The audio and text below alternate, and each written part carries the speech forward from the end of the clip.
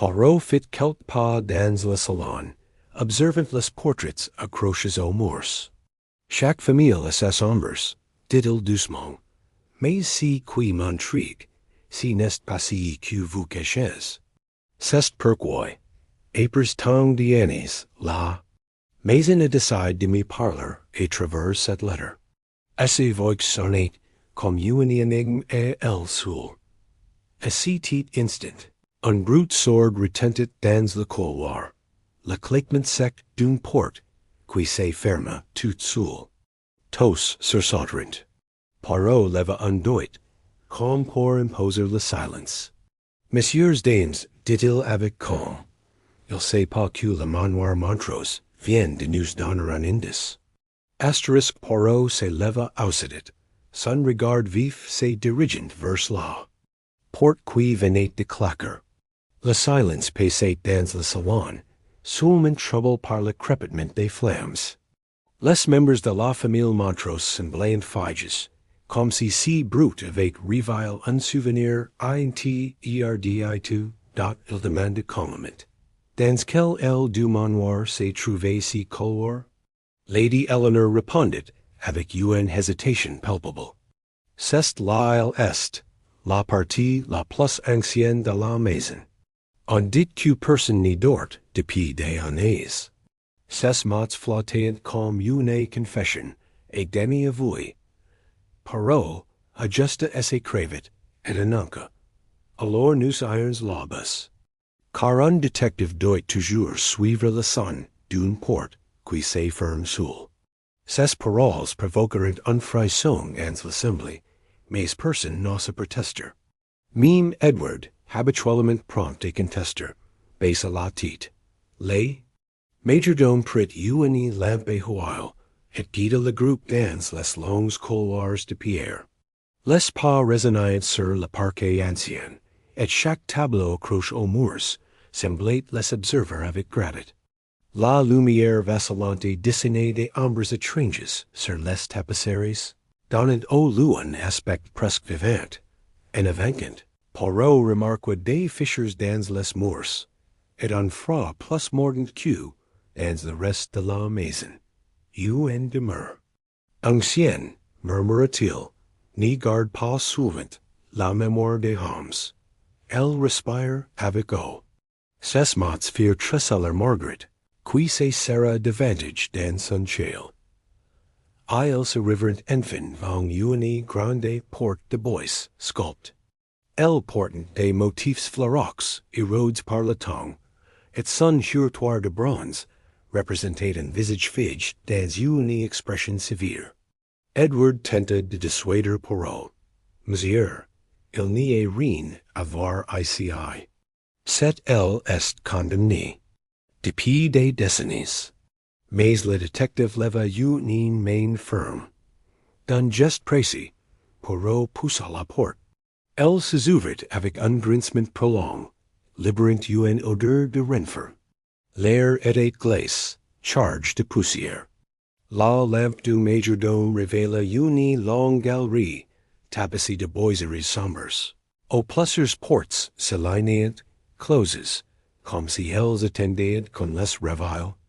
Un courant d'air fit vaciller la flamme, projetant sur les murs des ombres déformes. Margaret étouffa un petit cri, persuadée d'avoir vu une silhouette bauger dans l'obscurité. Poirot, lui, resta impassible, mais son pied attentif brillait d'une lueur de satisfaction. Le manoir venait de lui offrir un terrain propice.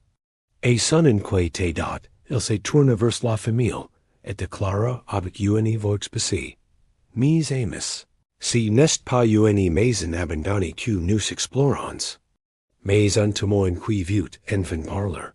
Ces mots résonnèrent dans le couloir silencieux, et chacun comprit que le secret du Manoir Montrose venait de se profonder encore. Asterisk Poirot marqua lentement dans le couloir de l'aile. Est, son pas. Mesure résonnante comme une horloge silencieuse.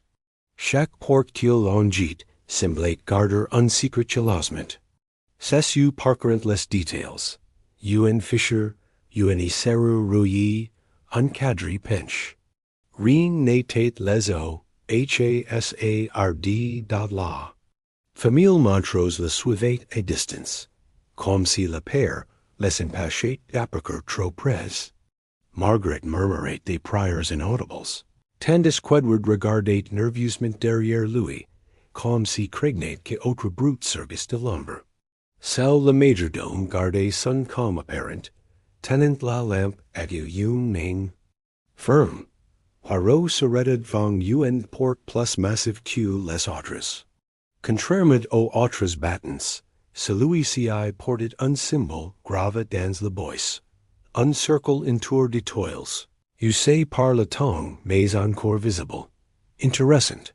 Dit Poirot en effleurant la gravure. Les anciens aimant marquer si quel violent caquer. Lady Eleanor palliait la vue de ces symboles. C'est la chambre de mon beau-frère disparu. Celle dont personne n'a osé franchir le seuil depuis 31 ans. Ses mots se différent dans un souffle tremblant, et ses yeux se baisseront. Comme si elle avait déjà trop dit.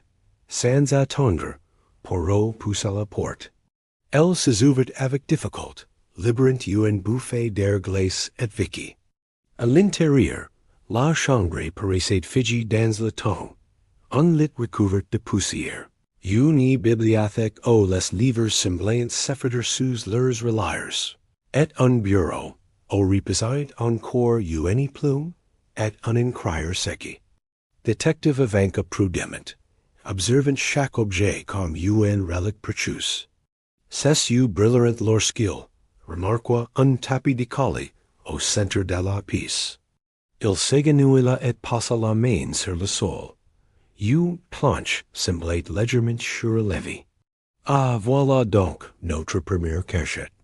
Arm ra-t-il.ave. Soin, il souleva la planche, révélant un compartiment secret.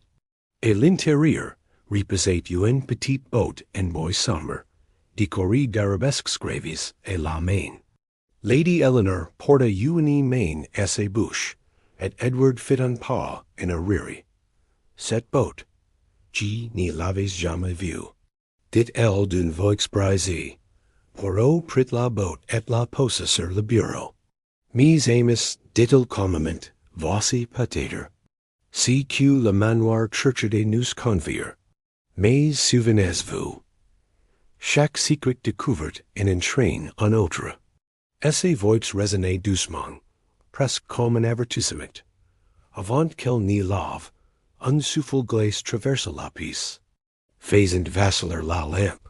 Les flammes jettèrent sur les murs l'ombre d'un visage difforme.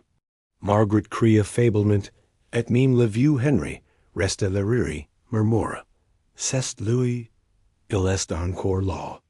Poirot, impassible, posa la main sur la botte, et dit simplement, alors voyons-y qu'il voulait caquer. Asterisk Poirot, méthodique, passa ses doigts sur la surface de la botte.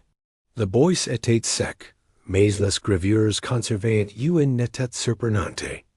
Il remarqua un petit verrou, presque invisible, dissimulé dans un angle. Voilà qui est ingénieux, murmura-t-il. De son angle, il actionna le mécanisme, et un déclic discret se fit entendre dat la botte s'ouvrit lentement, révélant, son contenu, une série de lettres soigneusement pliées, attachées par un ruban de soie bleu fanny. À quitte, une montre à gousset en argent terni brillait faiblement à la lueur de la lampe. L'ensemble respirait une valeur sentimentale, plus que matérielle. Lady Eleanor s'approcha, tremblante. Ces lettres, elles appartenaient à mon beau-frère, j'en suis certain. Mais pourquoi les avoir cachées ainsi? Et sa voix vibrait entre la peur et l'espoir, comme si ces documents pouvaient être la foi sauver et condamner la mémoire familiale. Poirot défit le ruban avec précaution et ouvrit la première lettre. L'écriture était la même que celle retrouvée dans le mur du salon. Elle parlait d'un amour interdit, D'une rendez-vous secret dans les jardins du manoir, et d'une promesse trahie. Un homme revenait sans cesse retour, comme si l'auteur avait hésité le reveler. Edward s'importa aussitôt, des histoires anciennes, sans importance. Pourquoi ressaisir des drames passés? Mais Poirot n'y leva même pas les yeux. Il se contenta de répondre doucement, parce que, monsieur, les drames passés n'attendent qu'une chose. Revenez frapper la porte du présent.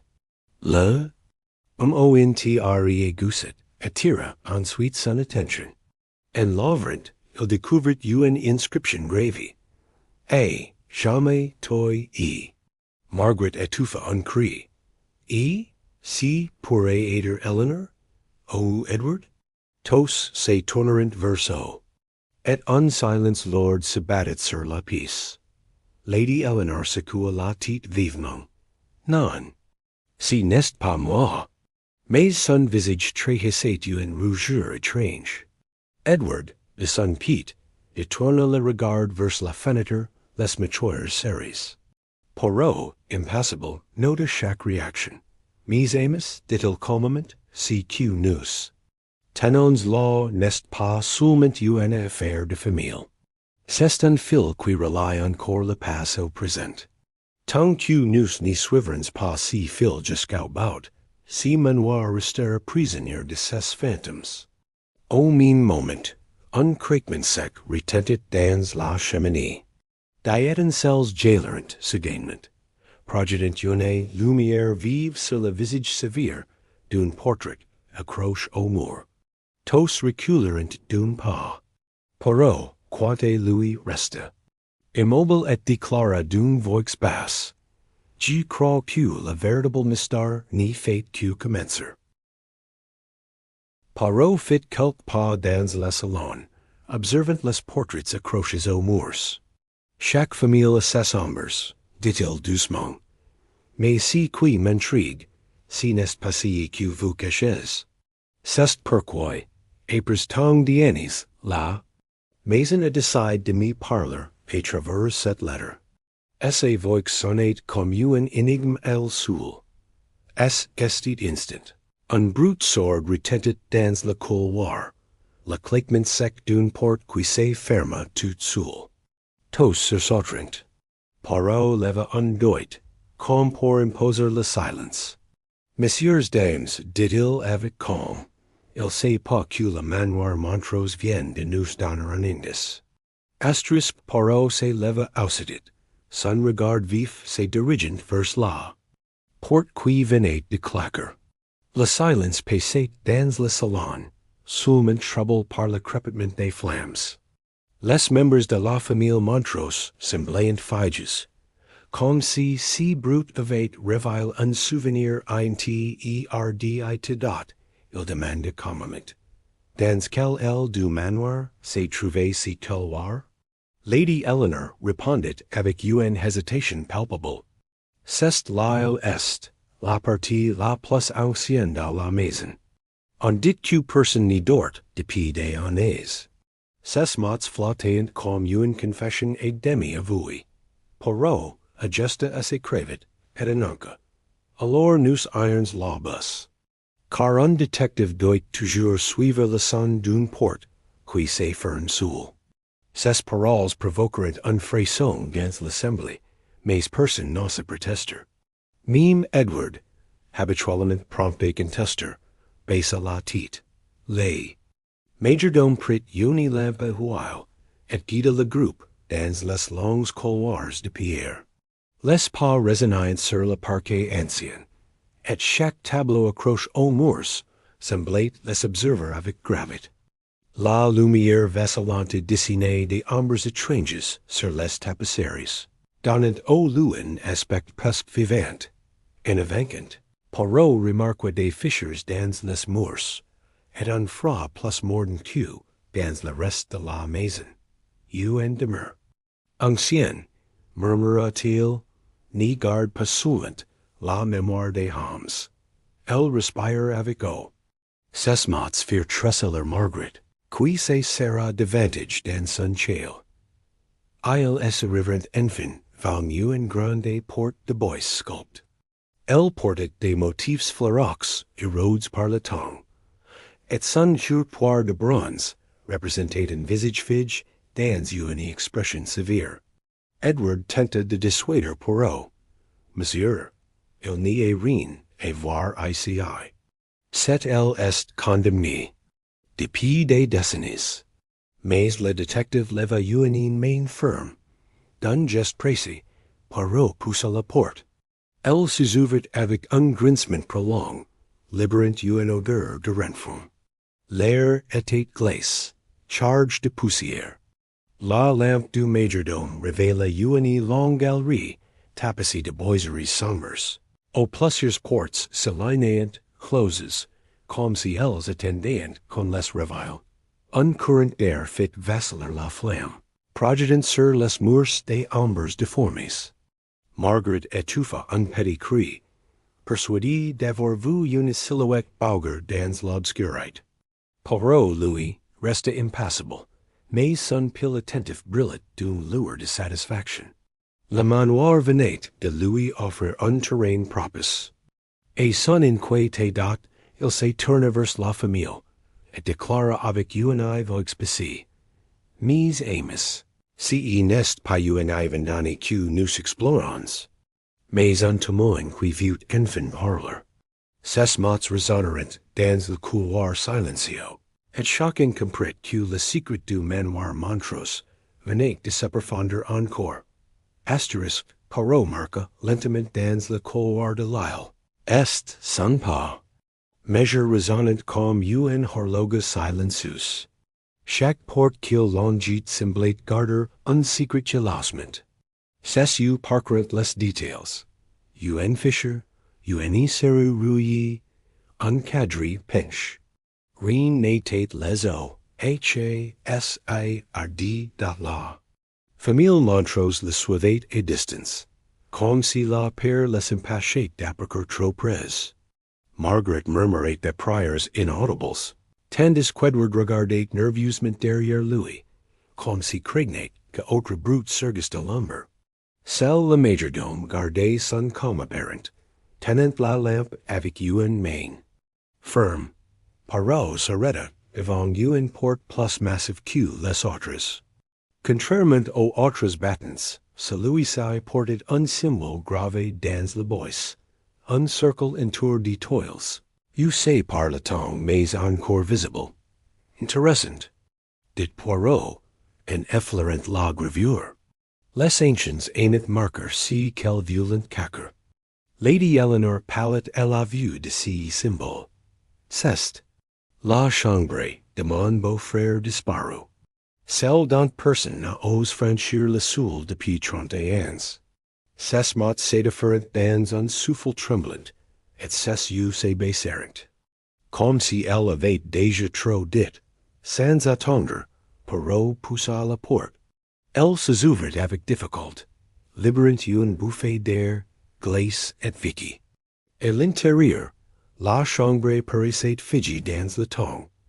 Un lit recouvert de poussière. Une bibliothèque où les livres semblaient s'effondrer sous leurs reliures. Et un bureau où reposait encore une plume et un encrier sec. Detective Ivanka prudemment, observant chaque objet comme une relique précieuse.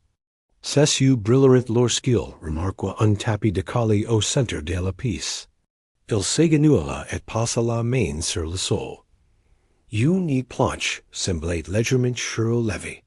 Ah, voilà donc notre première cachette. Mu ra-tdh-il.avec. Soin, il souleva la planche, révélant un compartiment secret. À l'intérieur reposait une petite botte en bois sombre, décorée d'arabesques gravies et la main.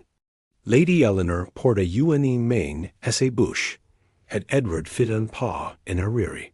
Cette botte, je ne l'avais jamais vue, dit-elle d'une voix brisée. Poirot prit la botte et la posa sur le bureau. Mes amis, dit-il calmement, voici peut-être. Si que le manoir, cherchait et nous confier. Mais souvenez-vous, chaque secret découvert can entraîner un autre. Esse voix résonne doucement, presque comme un avertissement, avant qu'elle n'y lave, un souffle glace traverse la pièce. Faisant vaciller la lampe. Les flammes jetteront sur les murs, l'ombre d'un visage déforme. Margaret cria faiblement, et même le vieux Henry, reste à la rire, murmura. C'est lui, il est encore là. Poirot, impassible, posa la main sur la botte. Det dit simplement, alors voyons-y qu'il voulait caquer. Asterisk Poirot, méthodique, passa ses doigts sur la surface de la botte. Le bois était sec, mais les gravures conservaient une netteté surprenante. Il remarqua un petit verrou, presque invisible, dissimulé dans un angle. Voilà qui est ingénieux, murmura-t-il. De son angle, il actionna le mécanisme. Et un déclic discret s'est fait entendre dans la botte s'ouvrit lentement, révélant. Son continue. Une série de lettres soigneusement pliées, attachées par un ruban de soie bleu fanny. A quitte, une monture gousset en argent terni, brillait faiblement à la lueur de la lampe. L'ensemble respirait une valeur sentimentale, plus que matérielle. Lady Eleanor s'approcha, tremblante. Ces lettres, elles appartenaient à mon beau-frère. J'en suis certain. Mais pourquoi les avoir cachées ainsi? Esse voix vibrent entre la peur et l'espoir, comme si ces documents pouvaient à la fois sauver et condamner l'amour familial. Poirot défait le ruban avec précaution et ouvrit la première lettre. L'écriture était la même que celle retrouvée dans l'amour du salon. Elle parlait d'un amour interdit, d'un rendez-vous secret dans les jardins du manoir, et d'une promesse trahie. Un nom revenait sans cesse retour, comme si l'auteur avait hésité à les révéler. Edward s'emporta aussitôt. Des histoires anciennes, sans importance. Pourquoi ressaisir des drames passés? Mais Poirot n'y leva même pas les yeux. Il se contenta de répondre doucement. Parce que, monsieur, les drames passés n'attendent qu'une chose. Revenez frapper à la porte du présent. Les montre, Gousset attira ensuite son attention. En l'ouvrant, il découvrit une inscription gravée. Et jamais toi y. Margaret étouffa un cri. Si pourrait être Eleanor? Oh, Edward? Tous se tournèrent vers eux. Et un silence lourd se battit sur la pièce. Lady Eleanor secoua la tête vivement. Non, ce n'est pas nous. Mais son visage trahissait une rougeur étrange. Edward, de son pied, détourna le regard vers la fenêtre, les matures cerise. Poirot, impassible, nota chaque réaction. Mes amis, dit-il calmement, si tu nous. Tenons là, n'est pas seulement une affaire de famille. C'est un fil qui relie encore la passe au présent. Tant que nous n'y suivrons pas si fil jusqu'au bout, si manoir restera prisonnier de ses fantômes. Au même moment, un craquement sec retentit dans la cheminée. Des étincelles jailirent soudainement, projetant une lumière vive sur le visage sévère d'un portrait accroché au mur. Tous reculèrent d'un pas. Poirot, quant à lui, resta, immobile et déclara d'une voix basse. Je crois que le véritable mystère n'y fait que commencer. Poirot reprit place au bureau recouvert de poussière, et étala soigneusement les lettres devant lui. Chacun portait une date, s'échelonnant entre 1870 et 1872. À mesure qu'il les parcourait, une train s'est dessinée, celle d'un amour. Secret entre un membre de la famille Montrose, et une personne dans l'identité demeurait volontairement masque et date. La première lettre évoquait des rencontres nocturnes dans les jardins du manoir. La seconde parlait de promesses échanges. Au bord du lac, sous les sols. La troisième, plus troublante, mentionnet une union impossible, et des menaces venant de l'intérieur même de la maison. Poirot franqua les sourcils. Il percevait déjà les contours d'un scandale étouffé. Lady Eleanor, les mains joints suivaient chaque mot avec angoisse. Tout cela, c'est incense. Nous avons bâti notre réputation sur Eleanor et la loyauté. Si ces lettres disaient vrai, alors, Laissez-vous s'éteignit, incapable de prononcer la suite. Margaret L. semblait bouleversée. Ses yeux brillants de larmes retenues. Et si nous étions prisonniers de leurs erreurs? Demanda-t-elle d'une voix tremblante. Poirot tourna lentement la tête vers elle, notant l'intensité de son émotion. Il se dit qu'elle savait payer plus qu'elle, ni voulait elle single quotes of ou argot, en revanche, s'impatientait. Si ne sont que des histoires d'amoureux maqueros. Rien qui mérite d'intégrer le nom de Montrose. Mais son ton sec. Son est davantage, comme une défense personnelle, que comme une conviction sincère. Poirot leva un doigt, imposant le silence. Messieurs, dames, dit-il calmement, il n'y a jamais de fumée sans feu. Ces lettres nous parlent d'un drame, et peut-être d'un crime. La vérité ne se trouvait pas seulement dans les mots, mais aussi dans ce qu'ils taisent. Il relut attentivement un passage retour. Si jamais découvre ce que nous avons fait dans la chambre de l'Est, tout sera perdu. Poirot répéta doucement la phrase, comme si laissait la maison elle-même résonner de ses mots oublis. La tension monta aussitôt d'un craint dans la pièce. Le vieux Henry, jusque-là silencieux, ferma les yeux et murmura. Je savais que cela reviendrait. Nous avons qu'elle c'est elle pour une raison. Mais rien n'y reste en terre éternellement. Ses mots résonnent comme un aveu et demi-voile. Poirot, observant chaque visage, déclara d'une voix ferme. Si que nous devons découvrir maintenant, si n'est pas seulement qui a écrit ces lettres, mais qui, parmi vous, redoute le plus qu'elle soit louise et haute voix. Dat dans le silence qui suivit, le Manoir Montrose sembla retenir son souffle. Asterisk Poirot, d'un geste précis, rassembla les lettres et les plaqua dans la botte. Puis, il invita chacun à prendre place autour de la grande table. Le feu de la cheminée jetait des reflets mouvants sur leurs visages, et l'atmosphère avait désormais celle d'une nuit close. Le détective savait que la vérité se dégage toujours lorsqu'on place la lumière face au ombre stat. Il commença par Lady Eleanor. D'une voix douce mais ferme, il lui demanda, Madame, connaissez-vous la relation évoquée dans ces lettres? Elle soutint son regard quelques secondes, puis détourna les yeux. J'avais entendu des rumeurs, jadis, mais je les ai toujours rejetés. J'ignorais qu'elles reposaient sur des faits.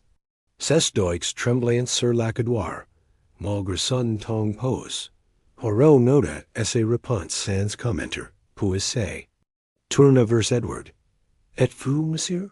L'enhaussa les épaules, un sourire force aux lèvres. Des amoureux passes, voilà tout, rien de plus.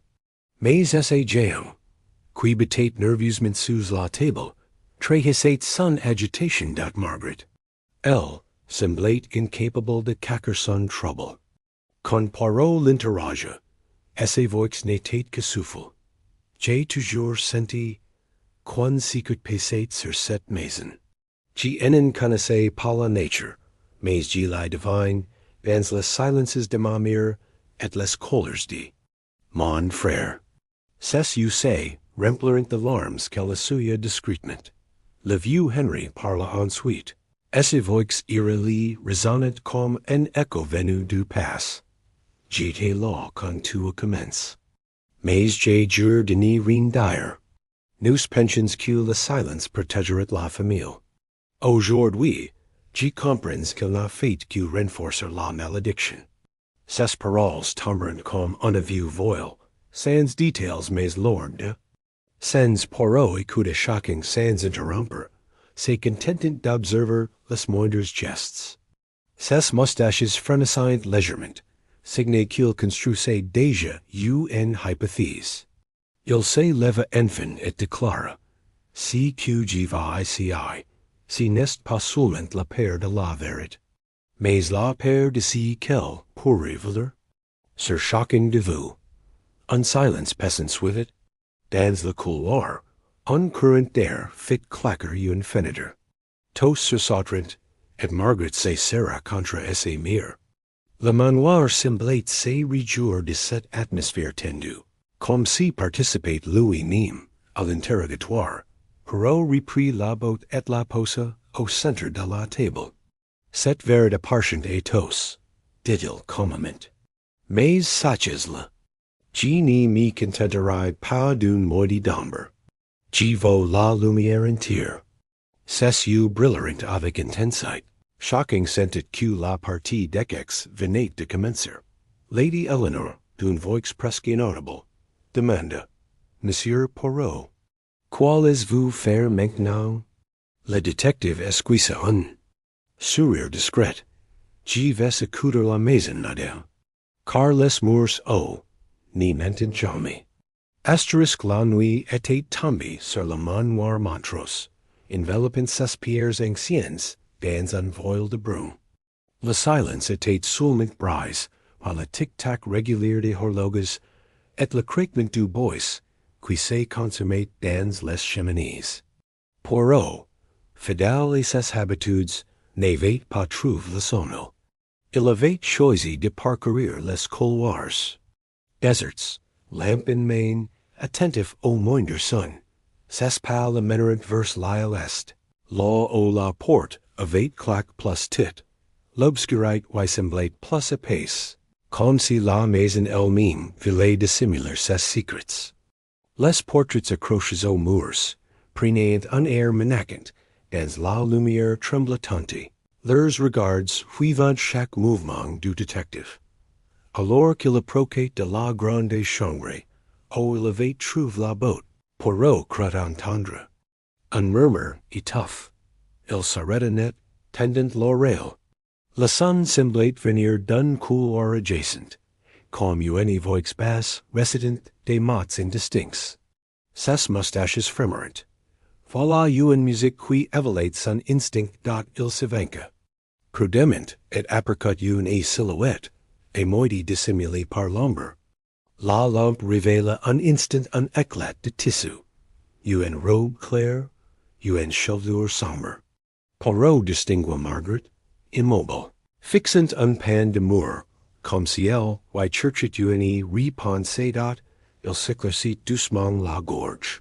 Margaret sursauta, se retournant vivement. Monsieur Poirot, vous m'avez fait peur. Son visage était pâle, ses mains jointes avec nervosité.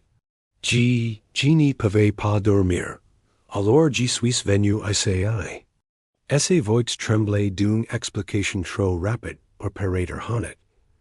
Poirot inclina légèrement la tête, sans la contredire. La maison attire so quiant des secrets, mademoiselle. Mais souvenez-vous, il est plus dangereux que cacker. Une vérité que dans la révéler. Ses yeux se fixèrent sur les signes, cherchant à percer si qu'elle refusait 10 single quotes AV et dot Margaret détourna le regard, puis s'éloigna précipitamment vers l'escalier, laissant derrière elle un parfum, de peur et de fragilité. Poirot resta seul dans le couloir, réfléchissant. Il nota mentalement que la jeune femme avait choisi la même heure et le même lieu que les lettres évoquaient, les rencontres nocturnes, dans cette aile interdite. Soudain, un autre brute attira son attention. Un pas lourd, régulier, descendait.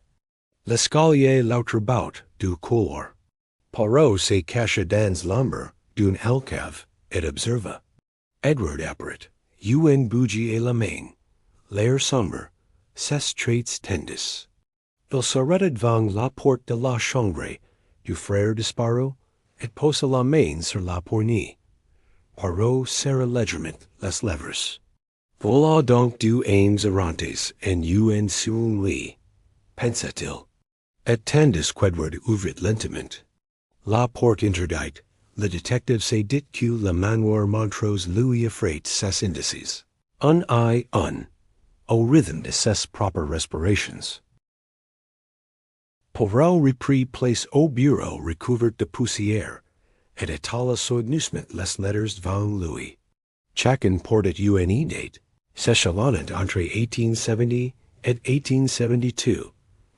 À mesure qu'il les parcourait, une train se dessinait, celle d'un amour, secret entre un membre de la famille Montrose, et une personne d'identité, demeurait volontairement masquée dot. La première lettre évoquait des rencontres nocturnes dans les jardins du manoir. Le second parlait de promesses échanges au bord du lac, sous les sols. La troisième, plus troublante, mentionnait une union impossible, et des menaces venant de l'intérieur même de la maison. Poirot franqua les sourcils. Il percevait déjà les contours d'un scandale étouffé.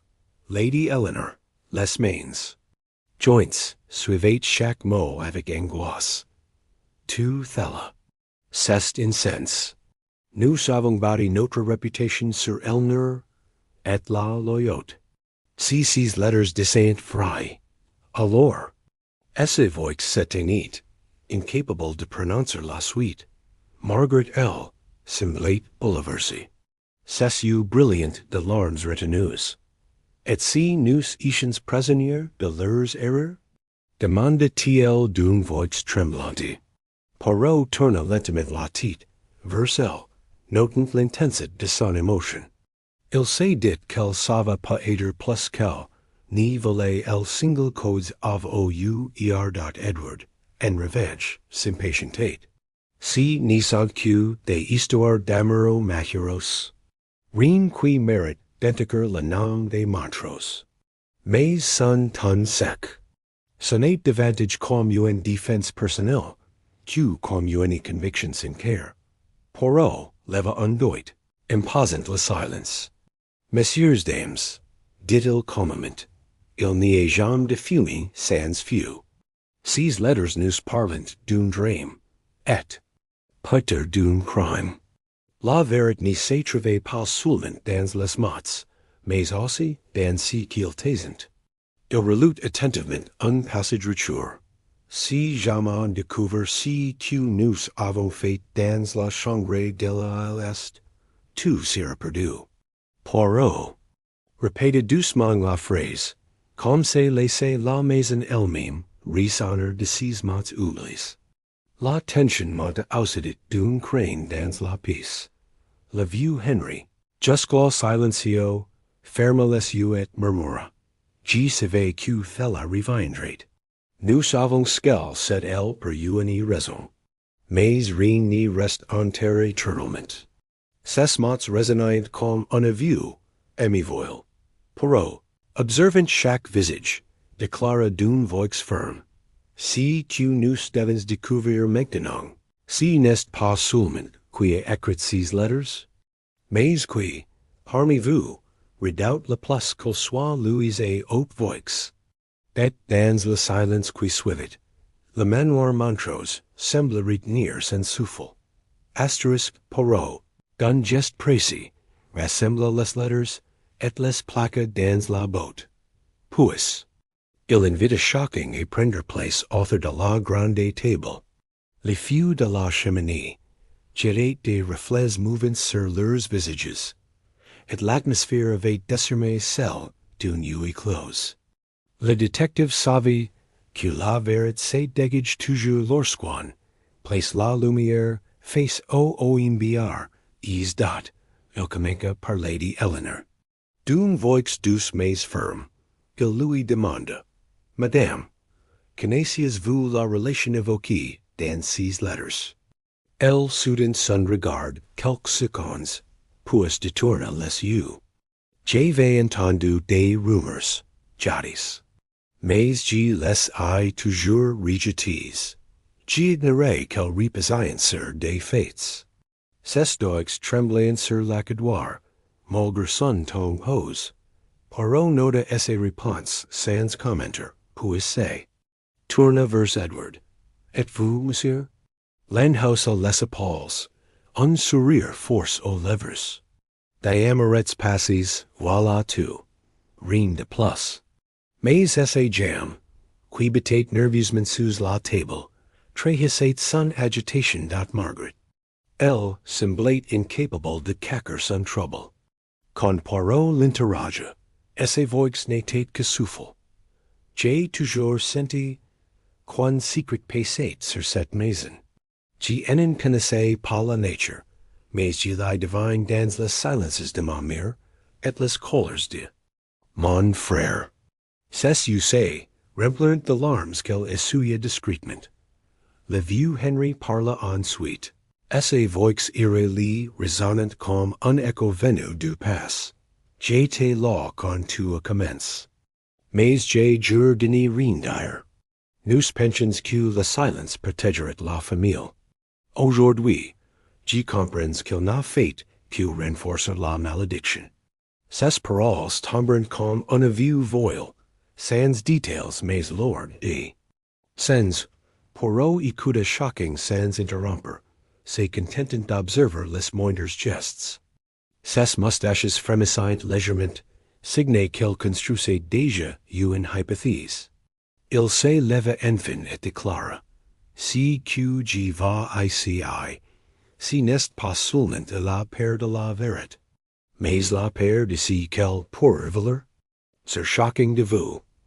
Un silence pesant suivit. Dans le couloir, un courant d'air fit claquer une fenêtre. Tous se sautrent, et Margaret se serra contre ses murs. Le manoir semblait se réjouir de cette atmosphère tendue, comme si participait lui-même à l'interrogatoire. Poirot reprit la botte et la posa au centre de la table. Cette verre de parchant et tous, dit-il calmement. Mais sachez-le. Je ne me contenterai pas d'une moitié d'ombre. Je veux la lumière entière. Ses yeux brillèrent avec intensité. Shocking sentit que la partie d'échecs venait de commencer. Lady Eleanor, d'une voix presque inaudible, demanda, Monsieur Poirot, qu'allez-vous faire maintenant? Le détective esquissa un sourire discret. Je vais accoudre la maison, madame. Car les murs, oh, n'y mentent jamais. Asterisk la nuit était tombée sur le Manoir Montrose, enveloppant ses pierres anciennes dans un voile de brume. Le silence était seulement brisé par le tic-tac régulier des horloges et le craquement du bois qui se consommait dans les cheminées.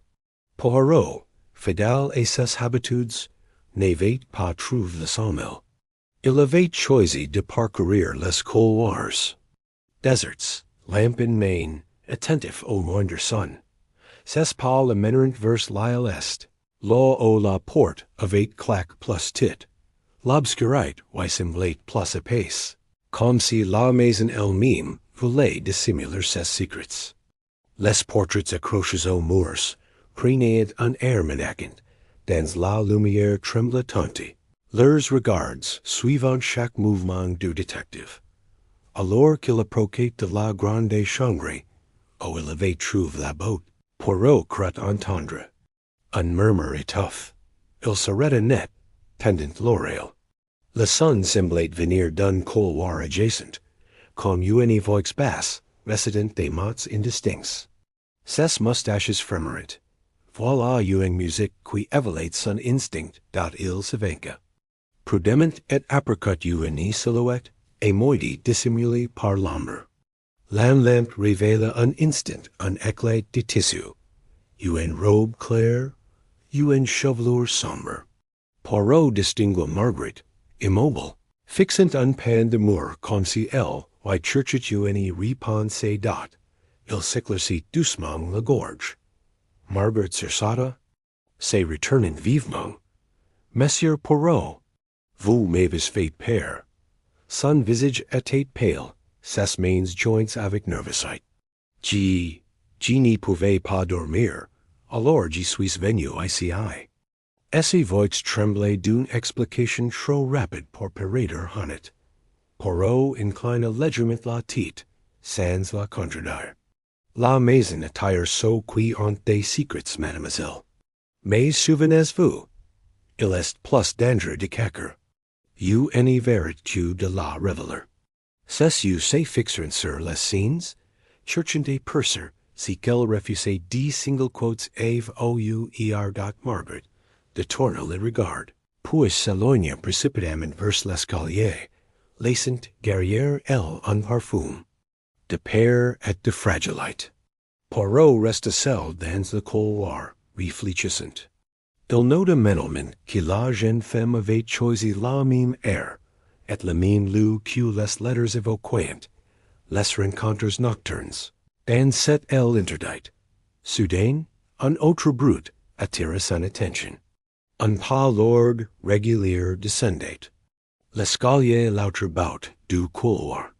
Poirot se cacha dans l'ombre d'une alcôve et observa.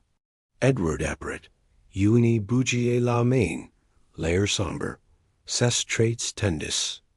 Il s'arrêta devant la porte de la chambre du frère disparu et posa la main sur la poignée. Poirot serra légèrement les lèvres. Voilà donc deux âmes errantes en une seule lit, pensa-t-il. Et tandis qu'Edward ouvrit lentement la porte interdite, le détective se dit que le Manoir Montrose lui offrait ses indices, un à un, au rythme de ses propres respirations. Poirot, silencieux dans son alcôve, observa Edward entrer dans la chambre interdite.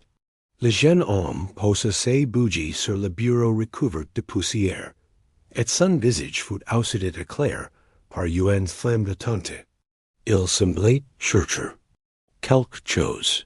Ses gestes rapides contrastant avec l'atmosphère figée de la pièce. Le détective s'avança doucement et fit craquer volontairement une latte du plancher. Edward sursauta, se retournant brusquement. Quand il aperçut Poirot, ses traits se figurant entre surprise et colère. Que faites-vous ici, à une heure pareille? Demanda-t-il d'une voix sèche. Poirot esquissa un sourire discret. Je pourrais vous poser la même question, monsieur, car les âmes innocentes dorment paisiblement la nuit, tandis que les autres errent dans les couloirs. Cette phrase tomba comme une évidence, et la silence qui suivit pesa lourdement. Edward détourna le regard, puis reprit d'un ton ferme. Je voulais seulement vérifier quelque chose. Cette chambre m'intrigue. Voilà tout. Il parlait vite, trop vite. Poirot, qui n'ignorait rien de la valeur des mots, sentit qu'il cachait une vérité plus lourde qu'il ne sait admettre. Le détective se rapprocha du bureau et effleura la botte désormais vide. Peut-être cherchez-vous Thella? Demanda-t-il. Edward pâlit légèrement, puis se reprit. Non, je n'ai rien à voir avec ces vieilles lettres. Elles appartiennent au passé, et je refuse qu'elles empoisonnent notre présent. Poirot resta immobile, son regard scrutant. Le moindre tressaillement. Vous parlez comme un homme qui craint davantage la lumière que l'ombre, monsieur. Edward serra les poings et fit quelques pas vers la fenêtre, comme s'il voulait accaparer cette conversation. Le silence fut soudain, brisé par un souffle glace, qui fit vaciller la flamme de la bougie. Le portrait accroché au mur, celui du frère disparu, semblait s'animer dans la pénombre. Edward tourna brusquement la tête et murmura, presque malgré lui, il me regarde. Ses paroles trahirent une peur profonde. Poirot posa alors une main ferme sur l'épaule du jeune homme. Si n'est pas lui que vous regarde, monsieur, c'est votre conscience. Et elle finira par parler, tit ou tard. Ses mots, poses, avec calme, résonnant comme une promesse inévitable, asterisk Edward, le visage tendu, s'échappe du bureau en hâte, laissant Poirot seul dans la chambre. Le détective resta immobile quelques instants, fixant le portrait, puis murmura pour lui-même. Le manoir mégagne ses indices, mais il attend que je les assemble. Patience, Hercule, patience. Asterisk au petit matin, le manoir semblait plus calme, mais Poirot savait que cette tranquillité n'était qu'un masque. Les membres de la famille s'étaient retrouvés authors du petit déjeuner, mais l'air pesait d'une lourdeur inhabituelle. Edward gardait le silence, Margaret paraissait nerveuse, et Lady Eleanor tentait d'imposer une politesse factice. Poirot, installé à l'autre bout de la table, observa chacun avec minutie. C'est si ardent. Sur les détails, une équilibre tenu trop fermement, un regard feint, une phrase interrompue. Chaque geste confirmait que la vérité dormait encore, mais qu'elle n'était pas loin de se dévoiler. Lorsque la conversation se fit plus morne, Poirot rompit soudain le silence. Dites-moi, Mademoiselle Margaret, vous semblez particulièrement troublée depuis hier soir. Auriez-vous quelque chose à confier à votre famille? Ses mots tombèrent doucement, mais ils frapperont comme un coup de tonnerre. Margaret rougit, baissa les yeux, puis serra les mains sur ses genoux. Je ne sais rien de plus que vous, Monsieur Poirot, mais j'ai toujours senti qu'Edward cachait quelque chose. Elle lança un regard rapide à son frère, qui se raidit aussitôt. Edward répliqua avec colère. Voilà encore. Des sottises. Tu inventes pour détourner l'attention de tes propres secrets. Son ton trahissait davantage la peur que la colère. Poirot esquissa un sourire discret. Il savait qu'une bataille silencieuse jouait entre eux. Le vieux Henry, posant lentement à ses tasses, murmura. Les pas que nous avons voulu étouffer nous revient à travers vous, enfants. Mais si l'un de vous connaît la vérité, il doit la dire avant que le manoir ne la cache de lui-même. Ces paroles, graves et mystérieuses, résonnèrent dans la salle. Poirot prit alors les lettres et les posa sur la table. Chaque mot de ces pages évoque une passion interdite et une menace. Mais ce qui m'intrigue, c'est si nom retour. Est-ce Eleanor? Est-ce Edward? Ou un autre que vous avez tous choisi de blâmer? Ses moustaches frémirent. Légèrement, Lady Eleanor blâmait. Si n'est pas moi, je vous lâche, dit-elle d'une voix tremblante. Edward, lui, serra les poings sans répondre. Margaret, au contraire, paraissait au bord des larmes. L'équilibre fragile menaçait de s'effondrer chaque mot. Poirot se leva et conclut. Si que je vais ici. Mes amis, si n'est pas une simple affaire d'amour interdite, mais un secret que chacun de vous porte encore en silence. Et je vous promets que, tôt ou tard, Hercule Poirot en bercera la nude. Asterisk après le déjeuner. Poirot prit prétexte d'une promenade solitaire pour retourner dans l'Aile Est. Le silence y régnait en matter, seulement troublé par le craquement du bois ancien.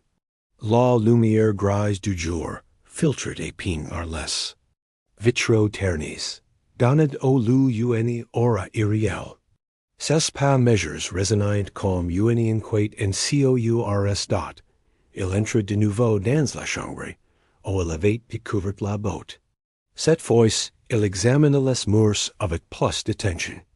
Ces exercices remarquèrent une irrégularité, une moulure légèrement décollée, presque invisible pour un regard distrait. Poirot, minutio, passa la main dessus et saret. Vola qui est interessant. Avec effort, il pressa. Un petit relief sculpte en forme de fleur. Un déclic discret se fit entendre, et une partie du panneau mural s'entr'ouvrit. Derrière, une cavite sombre se révélait, assez large pour contenir un coffret, ou des papiers. L'odeur de poussière et de renforme se ne capa aussitôt. Et l'intérieur, Poirot découvrit un journal relié de cuir, abîmé par l'humidité. Les initiales dorées sur la couverture portaient 3 lettres. Hechem il l'ouvrit, et constata qu'il appartenait au frère disparu de Lady Eleanor, Henry Montrose. Ces écrits détaillaient des souvenirs intimes de la maison, mais aussi des allusions répétées et une trahison. Poirot lut à voix basse. Ils violent me réduire au silence. Mais je n'y partirai pas, sans avoir écrit si qu'elle m'a promis au bord du lac. Si un jour quelqu'un retrouve ces pages, qu'il sache que je n'ai jamais menti. Les détectives franca légèrement les sourcils, ces mots liant, clairement les lettres retrouvées et une intrigue plus vaste. Alors qu'il tournait les pages, un brut sec résonna derrière lui. Poirot referma le journal et se retourna d'un geste vif. Dans l'ombre du couloir, il aperçut une silhouette observer discrètement. Trop rapide pour être identifié, elle disparut aussitôt à l'angle du mur. Tiens, le manoir. Ne me laisse jamais seul, murmura Poirot. Ses moustaches fermerent d'amusement. D'elle a confirmé que ces découvertes n'étaient pas passées in a perc. Il rangea soigneusement le journal dans ses poches et replaqua le panneau. Vaillant. Et ne laissa aucune trace de son passage. Puis il quitta la chambre d'un pas sûr, convaincu que la maison recélait encore d'autres cachettes semblables. En regagnant le hall, il se dit tout bas. Le frère disparu n'a peut-être jamais quitté ce manoir. Du moins, son secret continue de respirer, et j'y compte bien lui rendre justice. Asterisk de retour dans le grand salon. Poirot plaqua le journal en cuir sur la table, vang la famille RASSEMB lit. Chacun leva les yeux vers l'objet, comme si une relique maudite venait d'être déposée au centre de leurs vies. Le feu crépitait doucement dans la cheminée, mais l'air semblait glace. Lady Eleanor pâlit en reconnaissant les initiales. Dorées. H.M. Henry Montrose, mon frère. Sa voix trembla, et elle posa une main sur son front, comme accablé par des souvenirs enfouis depuis trop longtemps. Poirot ouvrit le journal, et une page soigneusement annotée, et lut à des haute voix. J'ai un contre la volonté de ma famille. En majeur que c'était amour, serait ma perte, et à elles en tenu parole. Ces mots tombèrent dans la pièce, comme des coups de tonnerre, frappant shocking différemment. Margaret porta une main à ses bouches, les larmes aux yeux. Edward, Louis, say, redressa brutalement, le visage crispé. Ces écrits n'y prouvant rien. Si sont les divagations d'un homme trouble. Rien de plus. Son tongue outer résonna comme une défense trop impressive. Le vieux Henry se pencha vers le journal. Les traits tires. Non, il disait vrai. Nous l'avons toujours su, mais nous avons choisi de fermer les yeux.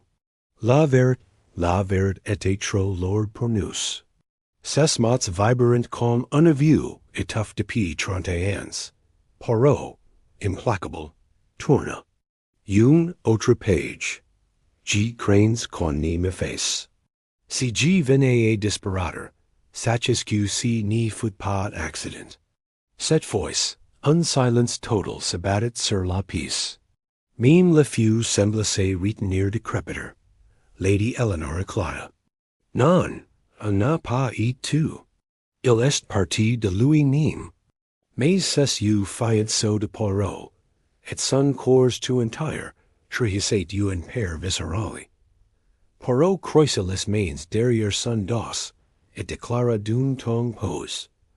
Mes amis, si journal ni nous raconte pas seulement une histoire d'amour. Interdit. Il nous dit que crime s'est peut commis entre ces murs. Et si tel est le cas, alors le Manoir Montrose n'a pas fini de parler. Et cet instant, un coup de vent fit claquer une fenêtre au fond du salon. La flamme des chandeliers vacilla, projetant sur les murs l'ombre déformée des visages. Le détective impassible ajouta doucement, et il est grand temps de cauder ses voix.